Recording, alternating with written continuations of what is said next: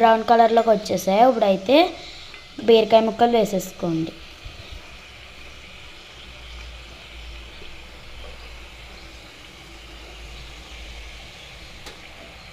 బీరకాయ ముక్కలు అయితే వేసేసుకున్నాక ఒకసారి మిక్స్ చేసుకోండి.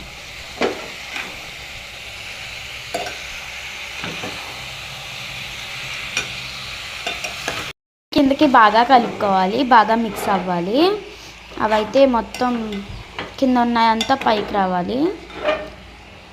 బాగా మిక్స్ చేసుకోండి. తర్వాత మళ్ళీ మూత పెట్టుకుని మగ్గించుకోండి. ఓకేనా? ఉగ్గిపోయింది. ఇప్పుడైతే మూత తీసి ఎలా ఉందో చూద్దాం. ఆవిరి చూసారా ఎంత వస్తుందో. స్మెల్ అయితే కూడా గుమగుమలు ఆడేస్తుంది. సూపర్గా ఉంది.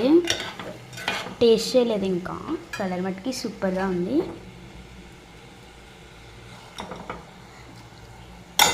టేస్ట్ చేద్దాం.